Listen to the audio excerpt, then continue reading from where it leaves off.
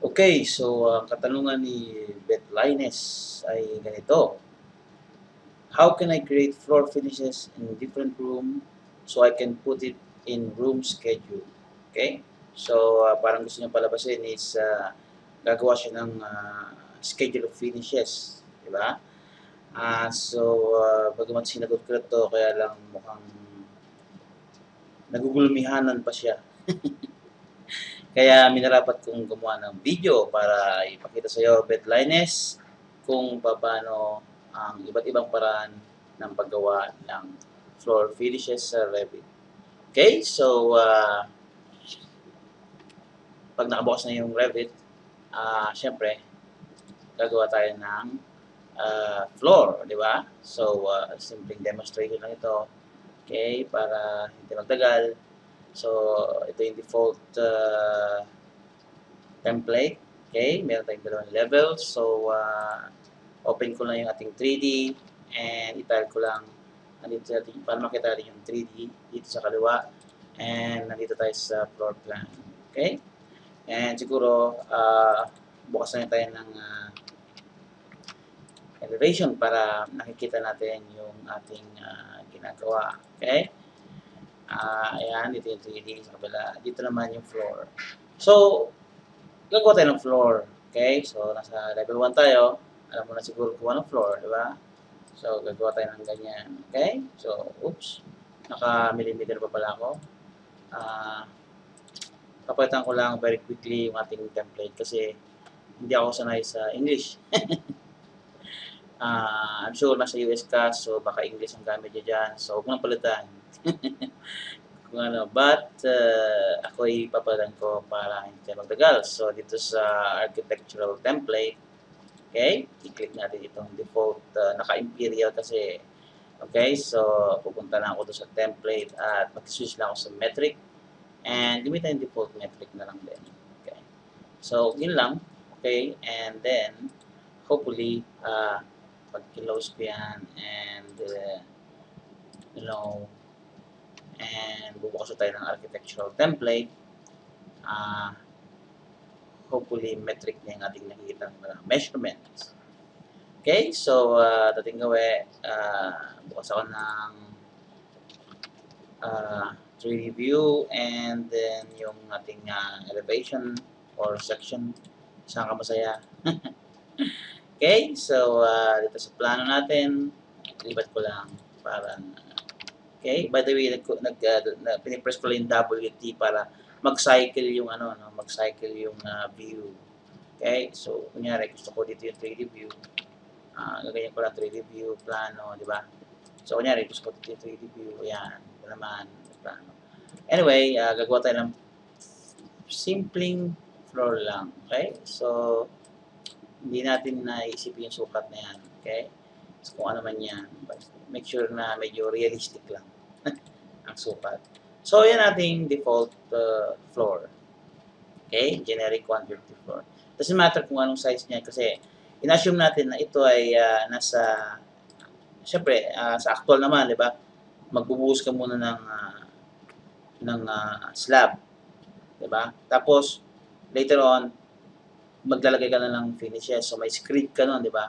And then, tsaka na yung material mo, kung ano man yung finishes mo, tiles or granite, di ba? So, usually, sa actual na trabaho, meron kang tinatawag na structural level, di ba? So, kailangan ko ng structural level. And then, para lang, okay, mag-click lang ako ng, nyari, FFL, di ba? Okay? So, hindi naman tayo nagmamind dito ng proper documentation, okay?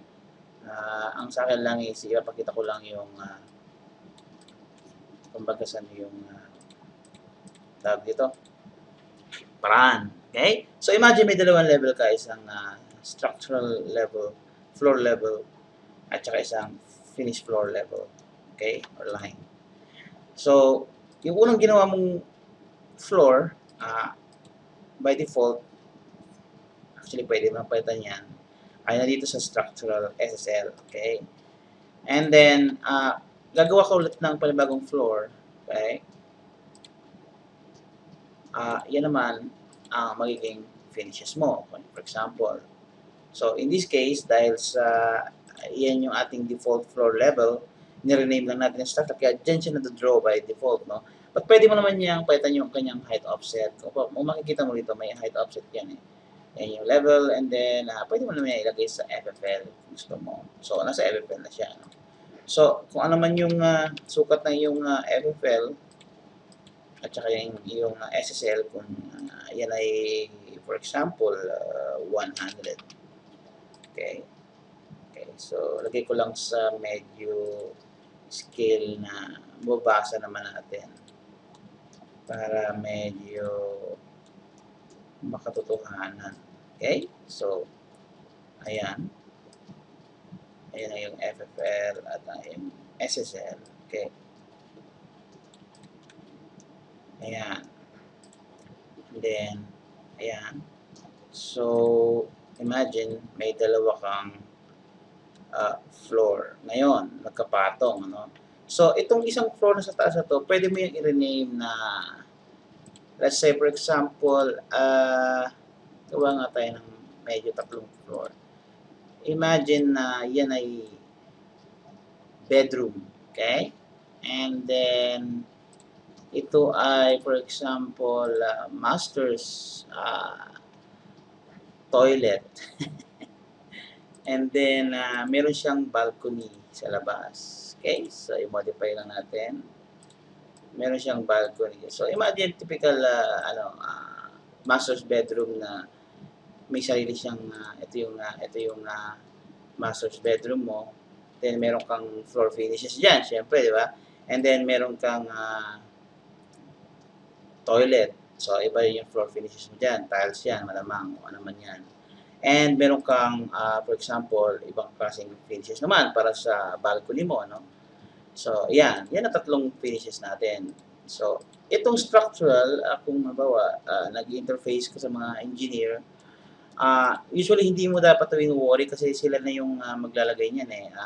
Yung ating architectural Revit file, ibibigay sa kanila, ililink nila dun sa kanilang structural file as a structural file, and then doon sila gagawa ng kanilang sarili nilang floor structural slab. Okay? So, kaya makikita mo dito, may structural floor na tinatawag, may architectural floor. Okay? So, usually, kung mag-establish lang tayo ng ating finished floor line, level 1 natin, level 2, okay, yan ang ating architectural levels. And then, pag nilink nila yan, gagawa sila ng sarili nilang structural level.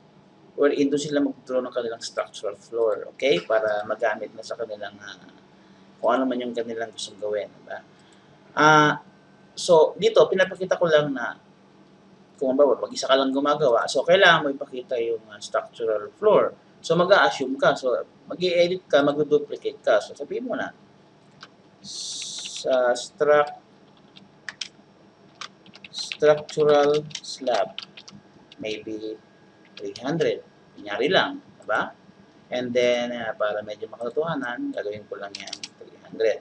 Okay? And then, wala kang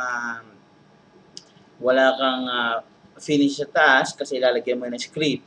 Pero sa baba, pwedeng wala rin kung may ceiling, or kung gusto mo naman, let's say, maglagay ka lang ng script, kunyari, konting-konti lang. So, mag-i-insert ka ngayon, di ba?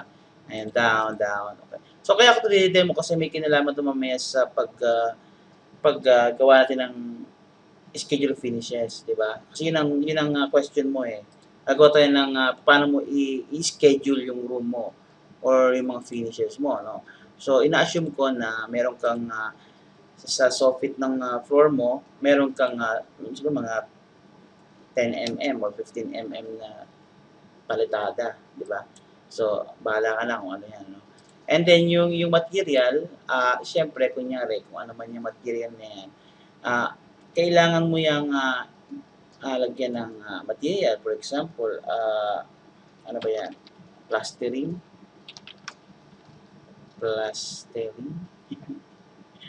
Okay. So, bago kasi itong aking Revit, kaya medyo wala pang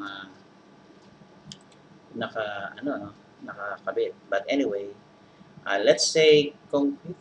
Wala akong concrete dito. Concrete yan, cement screed, okay? So, sabihin mo lang, okay, para lang, mag-ano tayo, create new material, and then, dito, sabihin natin, palitada. Palitada, di ba? So, ayan. So, ayan ang name ng yung, palitada. Na-ano ko ba? Na-apply ko ba? Ayan, concrete name, cement screed, di yata. Di kaya na-apply. Okay. Meron dito, alam ko ano yan eh. May palitada dito eh. May plastering dito eh. P. Oh, plastic. Sand. Alam ko may plastering dito eh. Nagre-record ako. Para kaya, anyway, basta may plastering dyan, hanapin mo na lang. So, let's say, for example, sand lang muna. Sabihin natin, para huwag tayo magtagal. And then, dun sa structural mo, yun, meron naman dyang, for example, yung concrete, yung cast in place, di ba? O, yung meron dyan, cast, yan. Ano na ito? Ayan pala. Yan, cast in situ, di ba? So, kunyari, ganyan. So, meron ka na ngayong function interior. Okay lang yan. So, meron ka na ngayong structural slab na 300. Ayan. Yan ang yung floor. And then dito, sa yung kung ano yung sukat ng yung FFL mula sa SSL, kung yan ay 100, dapat maglalagay ka rin. So, kung ito yung bedroom mo, so meron kang, let's say, for example, bedroom. Diba? Bedroom. Floor. Example lang. So, may overall kang sukat na 100. But, siguro, 50 lang yung, maybe 70 lang yung, or 80 lang yung screed. Tapos, mag-i-insert ka naman sa taas ng finishes na yung, 20 mm, yung mismong finish na. Baka kunyari, ito kung yan ay bedroom, baka yan ay cherry, for example, cherry, wood, di ba? So, yan, wood yan. Tapos ito, yun lang, ito na yung screed mo, for example, kung ano man yan. Meron dyan screed, alam ko eh. But anyway, concrete cement screed, sabihin natin. Okay, so, ayan. So, yan yung iyong material, okay? Tapos ito, ganun din. Basically, dinilit ko lang, kukopyahin ko lang para medyo yung ginawa natin dito ay hindi na natin ulitin, So, copy ko lang. And then, papalitan ko lang tong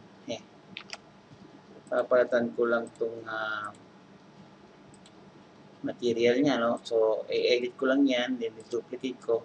So, maybe toilet, di ba? Floor, master's toilet, di ba? Tapos, same, siguro, ang thickness niyan is mababa ng konti, may drop. Importante itong ginagawa din kung ang aim mo is precise, hindi precise, pero medyo malapit sa katotohanan na pag-estimate, Kasi yung volume ng sand, yung volume para sa pag-estimate mo ng mga semento, buhangin, di ba?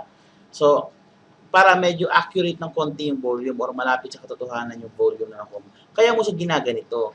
Pero kung hindi mo man yun ang aim mo, pang-present lang sa client, mamaya, i-demo ko yung isang medyo mabilis na, kung mga pang mga papakita sa kliyente, di ba? Kukulay. Instead na magkukulay ka pa sa Photoshop, pwede mo sa Revit gawin lahat yan, di mo na kailangan ng Photoshop, di ba? But ito, inuuna ko itong demonstration na to para ipakita sa iyo yung paano mo i-document yung project na later on, magagamit mo pag-generate ng BOQ. Di ba? So, yan. So, meron tayong yung cherry material, papalitan lang natin, gagawin natin maybe tiles, for example lang. So, ilagay ko lang itong tiles, 600. Yan. So, may tiles ka na, halimbawa lang. Diba? And then, ito, maybe hindi yan pantay. Maybe itong floor na to medyo drop ng 50, diba? So, i-edit mo yan, toilet floor. Medyo siguro bawasan mo ng 50, 30 na lang to, for example. 5 lang naman yung ceiling tong nilagay ko. Ceiling pala yung nilagay ko. Hindi pala tiles eh. Ngayon ko may tiles dyan eh.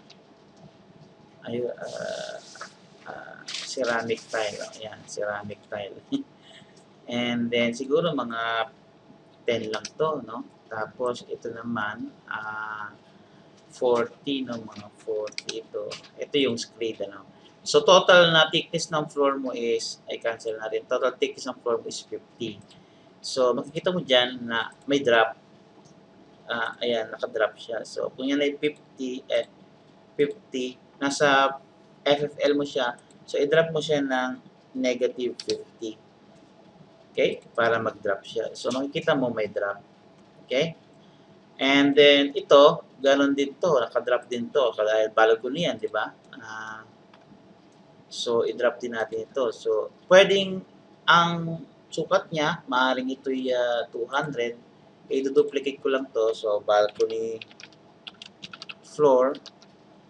Maaaring siguro ito'y 300 din ang or 200 din ang kanyang ika-cancel ko lang, kukopihin ko na lang dito para medyo meron na tayong base material na edit ko na lang kasi yan, for example baka yan ay ganyan, bawal lang. So ito, edit ko na lang yan and gawin ko na lang na duplicate balcony floor. Diba? Yan. And then, ito yung 100. So, maybe, maybe, ano rin yan, kung yan ay exposed balcony, so baka yan ay may sukat din na 200, so 150, and then, may ano yan tawag ito, meron yung screed, di ba? Na for example 30 tapos meron din yung i-down lang natin, meron din yung yan yung finish mo cherry, papalitan natin yan, gagawin natin yan maybe yan ay pwede kang magawa ng materials dito, but anyway, para mabilis tayo, no? Pwede kang gumawa ng, let's say, yung pala yung palitada ko. So, let's say, gagawa ko ng create new material and gawin ko balcony material. Di ba? And then, i-apply ko lang and then, yan yung ating, okay. So, yan na yung balcony material, Ayan. And then, ito, yan yung screed mo, for example. Kung yan ay screed. Ayan. Okay? Siguro mga yan, mga 30, no? So, ina-approximate ko lang itong mga sukat na to. Siyempre, alam mo naman yan kung ano man yung magiging sukat ng. So, hindi importante ito. Ang key dito na takeaway is yung mga materials. Tsaka yung thickness later on. Kasi may kinalaman yan sa volume ng materials mo, sa concrete, di ba? Gagamitin mo later on. Tsaka yung mga materials mo. So, meron kang materyales sa structure mo, yung raw cement, and then meron ka ring materials sa screed mo, di ba? Buhangin, semento. Ito naman buhangin, semento, graba. Tapos ito, meron kang material kung ano man yan. Tiles, granite, di ba?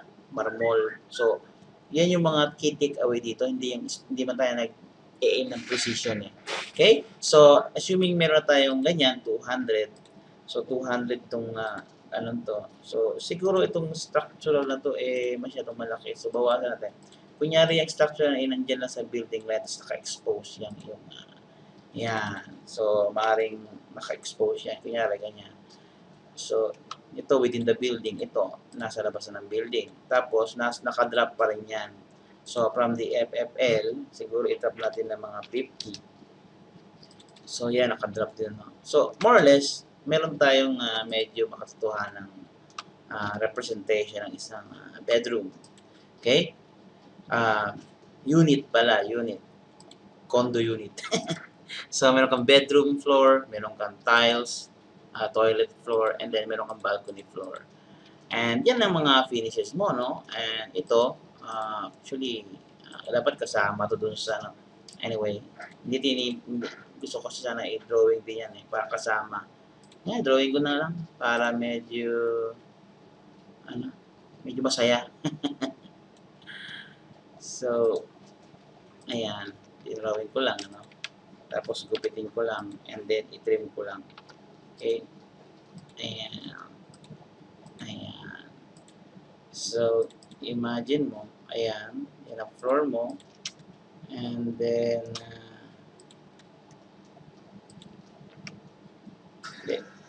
inundo ko na lang. So, gusto kong gawin eh. Ayan. So, ito, duplicate ko na lang to. Okay? Itong balcony floor, gawin natin itong screed lang siya, no? So tama to, 30. And then, alisin muna itong structure niya. Down natin to, delete. Okay. So, 50. Ayan. Ayan. Ayan. Kunyari yan. And then, kukopyahin ko lang to kasi gusto kong gumawa ng sarili niyang structural floor. Ayan. So, ayan. So, hindi naman kasama to dapat sa tutorial eh. Wala lang.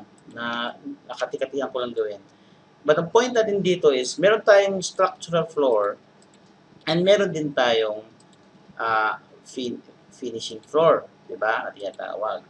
So, sasabihin mo na, paano kung marami kang room? Ay, pagkatsagaan mo talaga yung drawing. Kasi ganun talaga. Kasi ang aim mo is to compute, di ba? Yung BOQ, yung quantities. So, important sa quantities, di ba? Volume. O, kinocompute din yung di ba? Yung ilang semento magagamit, ilang buhangin, di ba? So, kaya ganon. Ganon talaga. Para may trabaho yung production. So, ganyan yon. And, hindi ko save. And, pag may ganyan ka na, pagpunta sa schedule, okay? So, siyempre, may wall ka. Let's say, for example, may wall ka. Maglagay lang tayo ng wall para, siguro may wall ka dyan ganyan. And, may wall kang ganon. Diba? Ayan. Diba? So, babaan ko lang para medyo makita mo. So, mga 2 meters lang. Ayan, para lang makita mo. Okay? And then, siguro may door ka. May door ka palabas. Diba? Ayan. So, ayan, yung door mo palabas. So, ganyan ang gagawin mo, diba?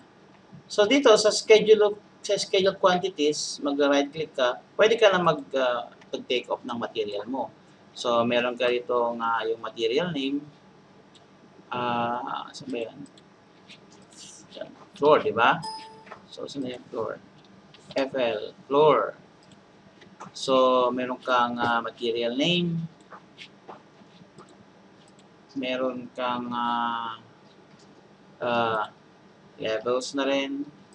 And then, meron kang volume.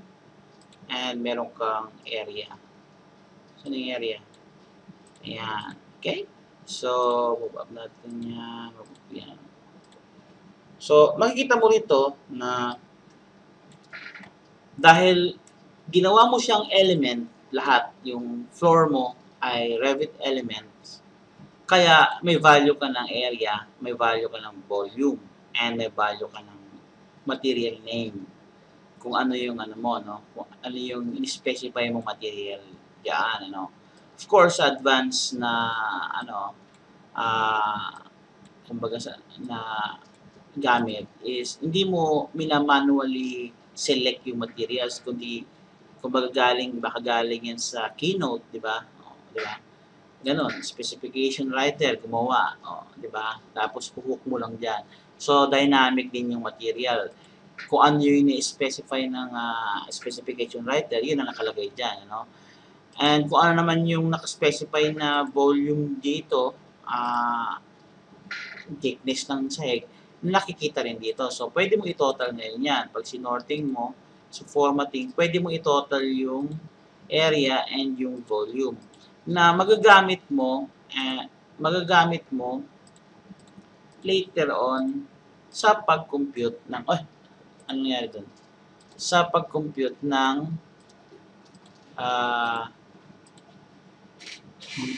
BOQ, di ba? So, yan. So, kung meron kayong estimator, magagamit nila yan.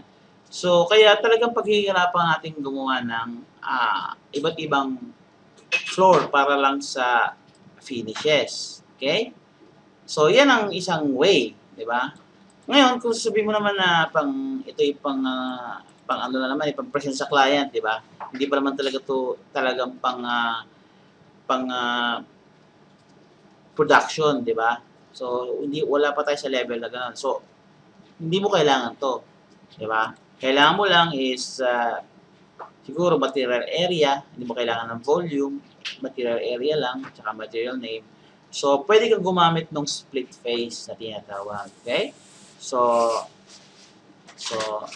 i-minimize ko lang muna to, okay? I-minimize ko lang muna yan, and hindi ko na i-minimize yan para alam mo. Okay? So, ayan ang isang version is, for example, dito tayo sa kabila. Extend natin. Kanyari, unit 2. Ayan. So, ang isang version niyan is kung mga pang design presentation lang, isang floor lang pwede na. Isang floor lang pwede na. Ito lang. So, hindi ka gagawa ng floor. Gumawa ka lang ng isang floor. Hindi mo kailangan ng SSL, FPL, basta kung ano lang yung default na floor mo. First floor, second floor, diba? And then, kunyari, ito na yung ginawa mong floor, diba? Isang ano lang yan. So, structural slab. So, bihin natin. Huwag mo nang edit. Hindi naman importante yun eh. So, merong tool dito na tinatawag na sa modify. Merong tinatawag na split face. Ito yan, ito. Split face. So, ang keyboard shortcut niyan is SF. Okay? So, pag click mo yan, at sinlik mo yung wall, okay, may opportunity ka na ma-split yung face nung floor na yan. So, pwede kang gumawa dyan ng, for example, hatiin mo yan. Bawa ibang kwarto yan. Yan yung kwarto mo. And then, siguro dito, meron kang balcony. Yan, di ba? And then, siguro dito, meron kang toilet.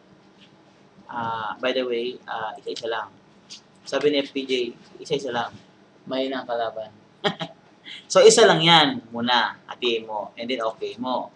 So, technically, isang floor lang yan. Pero, pwede mo na yung applyan ng material na iba. Okay? And then, split face ka uli. Okay? And then, i-pick mo lang ulit ito. So, dahil dalawang face na yan, nababasa na yan itong split face command. Na yan ay dalawang face na bagamat isang element lang yan. So, pwedeng itong element na to hahatiin mo na uli. So, pwede baka may balcony ka dyan, di ba? So, yun. So, ayan na. Tapos, i-split face ka uli. So, i-split. Tatlo na yan. Nababasa ng ng tool. So, ito naman, hahatiin mo. Gagawa ka naman ngayon ng siguro toilet, di ba? Ayan. So, apat na yan. Apat na face na yan. So, isang floor lang, apat na face. Okay? And then, dahil sa na-split mo yung face niya, pwede mo siyang gamitin itong paint. So, merong paint. May remove paint, may paint. So, in this case, magpe-paint muna tayo. Ano bang gusto natin gawin? Siguro ito cherry. So, cherry. So, ayan. May cherry ka na naman. Di ba? And then,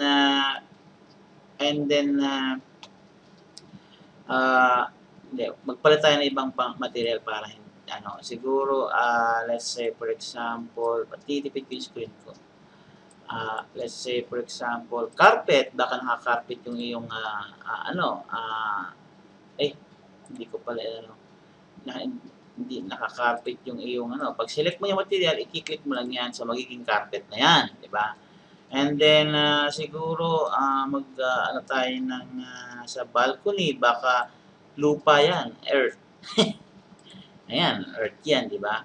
And then, siguro, yung iyong, yung banyo ay baka yan ay, uh, wood, di ba? O yan, magandang gawing finishes sa toilet yung wood. Para, kumbaga sa ano, madaling bulok, di ba? But anyway, yan ang ipinapakita ko sa ikalawang method na ito mabilis, di ba? Kasi, kunyari, conceptualize ka lang ng Plaza Revit, actually, hindi mo minamind yung 3D niya, plano lang yung dito, ang pakay mo. So, ito ang pinakamabilis na way para mag-represent ng mga finishes, di ba? May kulay ka na, instant kulay ka na, ika nga. So, ito, very basic lang to, pero pwede ka lang mag-customize ng mga materials na maganda sa paningin mo na magmumukha siyang, kumbaga sa parang pinotoshop, di ba? So, actually, pwede ka namang gumawa dito, gawa ka muna lang kunyari, doon sa manage materials, di ba? So, pwede kang gumawa dito ng specific materials na pang design mo lang. So, magpangalan ka dito. Let's say, for example, a bedroom. Di ba? Bedroom, and then sa graphics niya, pwede kang gumawa ng kulay. Or pwede kang pumili sa Pantone, di ba? Color. So, kung ano yung nagagawa mo sa Photoshop para magkulay ng plano, kayang-kaya mong i-replicate dito sa Revit. Na maganda nun kasi isang software lang ginagamit mo, di ba? Hindi kagaya sa atin, mag-drawing sa AutoCAD, tapos isi-save mo as an image, dadali mo sa Photoshop para kulayan, di ba? Dito sa Revit, isang tool ka na lang. So, isang yan. So, para makagawa ka ng graphical representation ng iyong floor plan, di ba? And ang maganda dito, kasi isang floor lang yan. Okay? So, ngayon, pag tinikop mo ang materials niyan, pwede rin. So, right-click sa schedule and then material take-off. Kaya lang, makikita mo, floors, and then take-off to tayo. Okay? So, copy lang natin yan. Meron tayong levels, siyempre. And then, meron tayong material name. Diba? And then, meron tayong material area. And then, material volume, no? Nilagay ko lang yung volume para ipakita sa iyo yung effect ng dalawang methods na to, no? So, makikita mo ngayon na sa volume, ayan, binabasa pa rin niya yung mga elements, no? Pero mapapansin mo yung pinangalan nating Earth. Ito, Earth yung balcony natin. Wala siyang volume. Okay? Wala siyang volume kasi yung material na yan is galing doon sa paint materials dahil in-split lang natin yung face. So, may area which is helpful kung gusto mong makompute yung area ng materials na kakailanganin mo. But yung volume, walang gamit sa yan. No? So, yan yung for example, yung carpet, di ba? Ito, yung carpet materials. So, may carpet materials, may area, pero walang volume. Okay? That's because split face nga yung ginamit natin. So, again, dalawang method. Kung ang pakay mo ay present lang sa client, mabilisan, pwede itong method na to, itong split face tool and yung paint tool, you know? And then, pero kung ang pakay mo is documentation na for construction na involved na yung volume, wala kang choice but gumawa ng maraming floor finishes. Kung ilan yung room requirements mo, ilan yung floor material requirements mo, ganoon din karami yung gagawin mo. No? Unfortunately, di ba? So, kasi itong Revit, para tayo nagmo-model ng real world Kung isipin mo, contractor ka, di ba? So, ganoon. Mas magandang isipin mo, yun na kontratista ka. Kung paano ka mag-construct ng building sa totoong buhay, ganun mo na siya i-recreate sa Revit para in the long run, wala ka magiging problema sa pagka dumating na sa point na yung tinatawag na BIM, di ba? Building Information Modeling. Meron na yung mga collision and detection na tinatawag. So, may mga nagko-collide na biga sa floor, merong mga, ibig sabihin, minimize na yung error sa construction, kaya nauso tong ganitong beam, ano? Di ba? So, yun lang. Medyo humahaba na yung aking demonstration. Almost 30 minutes na pala mahigit. Kaya puputulin ko na dito. Dahil ang tanong mo lang naman ay kung paano gumawa ng mga iba't ibang floor finishes. Di ba? So, I hope nasagot ko yung tanong mo. And then, kung sino pa yung nakakapanood dito, magpunta lang kayo sa Ask Anything Revit at magtanong kayo. Okay? Meron tayong libreng tutorials, free Revit discussion, and alam ko hindi ka na magbabayad eh. So, huwag nyo natin ditong paid Revit discussion. Parang to sa mga gusto magbayad. Okay? And andito ang procedure kung paano nag-work yung ating paid discussion forum. But in general, libre itong forum na to. Pumunta ka lang sa site askanythingrevit.com, mag-register ka lang for free, and pumunta ka lang sa free Revit discussion, magtanong ka lang, and then pag may time ako, baka sagutin kita.